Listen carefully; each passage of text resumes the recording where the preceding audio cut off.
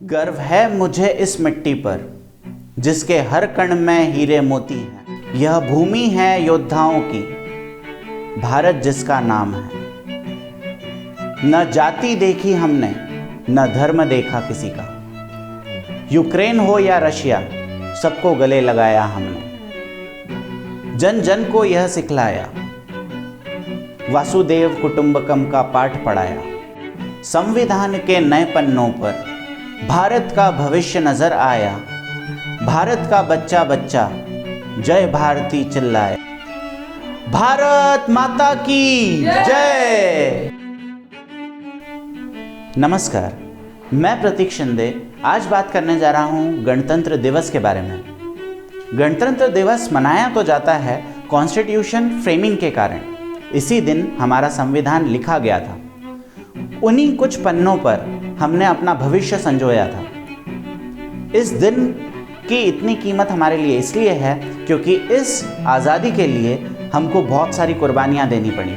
हमारे महान लीडर जो कि उस टाइम के रिवॉल्यूशनिस्ट थे और आज के हमारे सोल्जर, हमारे सैनिक जो हमारे लिए सरहद पे खड़े होकर अपने परिवार से दूर रहते हैं और वो हमेशा हमें प्रोटेक्ट करते हैं। इन सबको ट्रिब्यूट देने के लिए हम इस दिन को मनाते हैं और इस दिन हम एक परेड निकालते हैं जो कि राजपथ पर चलती है। इसके अंदर आर्मी पर्सोनेल्स भी होते हैं, मिनिस्टर्स भी सारे होते हैं। ये त्यौहार इसीलिए भी हमारे लिए महत्वपूर्ण है क्योंकि हमारा देश डाइवर्सिटीज से भरा हुआ है।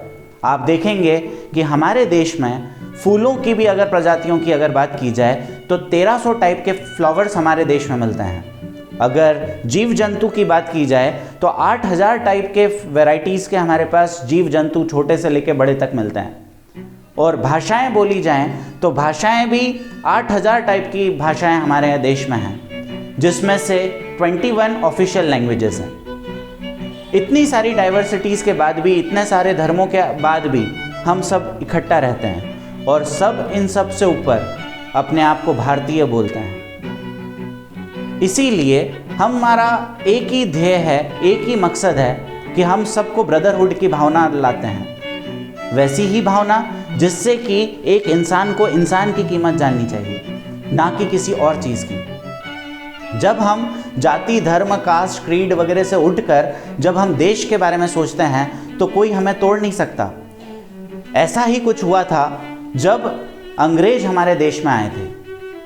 जब अंग्रेज हमारे देश में आए कुछ 1600 ईस्वी में, तो उन्होंने हमारे यहाँ भेदभाव, डाइवर्सिटीज़ को अपने ही खिलाफ यूज़ कर दिया।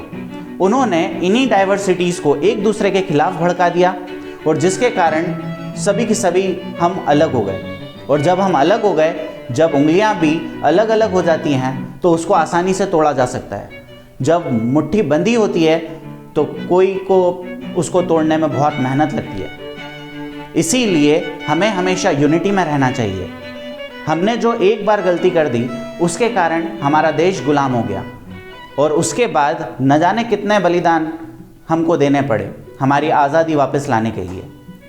इसीलिए आज के युग में हमारे लिए सबसे इम्पॉर्टेंट चीज़ है कि हम यूनिटी से रहें। यूनिटी कैसे आती है? जब हम सब चीज़ों से ऊपर उठकर भारत के बारे में बात करते हैं। अपने नाम से ऊपर हमारा इंडियन होता है। इसीलिए हम आज इतने पूरे वर्ल्ड में नाम से जाने जाते हैं कि ऐसा एक ही देश है जहाँ पर पूरे रिलीजन एक साथ, इतने सारे रिलीजन एक मत होकर इंडिया बोलते हैं और एक देश का नाम लेते हैं। और सभी अपने भाव ऐसे होते हैं, हमारे कस्टम्स ऐसे हैं कि अगर हमें खाना ना मिले हम चल जाएगा, पर अगर हमारे कोई द्वार पे आया है तो हम पहले उसे खाना देते हैं। ऐसे कस्टम और ऐसे रिच ट्रेडिशन के बाद भी हम गुलाम सिर्फ इसलिए हो गए क्योंकि बाहरी तत्व ने हमें थोड़ा सा बहकाया और हम अपने ही भाइयों को अलग अलग मानने लगे।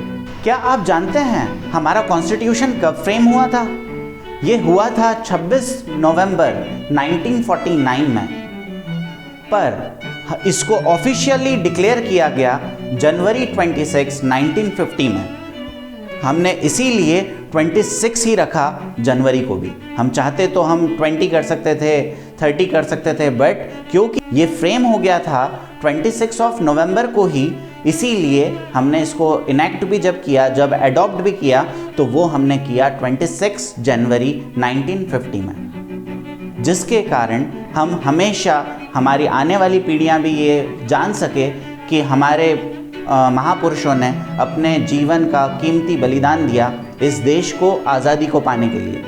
और आज भी हमारे सरहद पर न जाने कितने ही हमारे सैनिक हमारी रक्षा करते हैं और हमें प्रोटेक्ट करते हैं, ताकि एनिमी हम पे कभी अटैक ना कर सके। इन द एंड मैं सभी महापुरुषों को अपनी तरफ से भावपूर्ण श्रद्धांजलि देता हूँ।